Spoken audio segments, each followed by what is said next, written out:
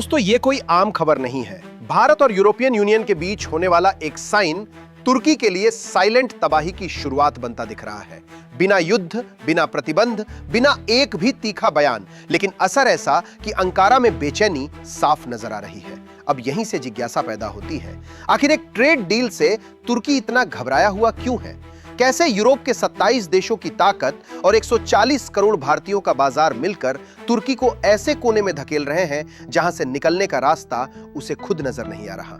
तस्वीर को थोड़ा और बड़ा करके देखिए। जो समझौता भारत की अर्थव्यवस्था को रॉकेट की रफ्तार देगा, वही समझौता तुर्की के राष्ट्रपति रेसेप तय्यिप एर्दोगान की क्षेत्रीय बादशाहत के सपनों पर सीधा वार है। यही वजह है कि यह डील तुर्की के लिए सिर्फ आर्थिक नहीं बल्कि राजनीतिक झटका बन चुकी है।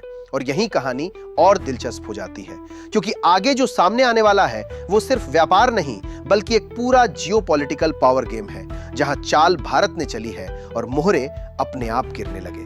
अब ध्यान से समझिए कि असल समस्या कहां है।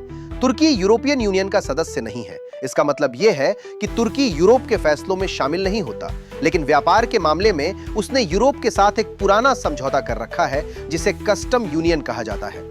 इस समझौते के तहत तुर्की और यूरोप के बीच ज्यादातर सामान बिना कस्टम ड्यूटी के आता जाता है। इसी वजह से तुर्की की बड़ी इंडस्ट्री और एक्सपोर्ट यूरोप पर निर्भर है। उसकी फैक्ट्रियां, नौकरियां और कमाई का बड़ा हिस्सा यूरोपीय बाजार से जुड़ा हुआ है। अब असली बात यहां आती है। कस्टम यूनियन के नियमों के अनुसार अगर यूरोप किसी तीसरे देश के साथ फ्री ट्रेड एग्रीमेंट करता है तो तुर्की को भी उसी देश के लिए अपने बाजार खोलने पड़ते हैं।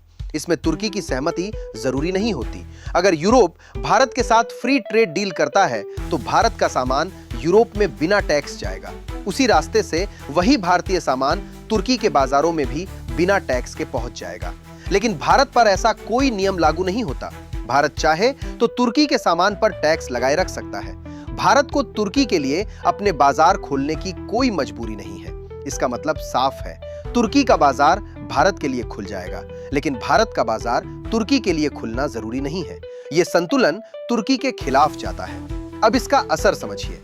जब भारत का सस्ता और बड़ी मात्रा में बनने वाला सामान तुर्की पहुंचेगा तो तुर्की की स्थानीय फैक्ट्रियों को नुकसान होगा, खासकर कपड़ा और मशीनरी जैसे सेक्टर में जहां पहले से ही लागत ज्यादा है। अगर तुर्की कस्टम यूनियन से बाहर निकलता है तो यूरोप के साथ उसका पूरा व्यापार प्रभावित होगा, और अगर वो बाहर नहीं निकलता तो उसे भारतीय सामान से मुकाबला करना पड़ेगा।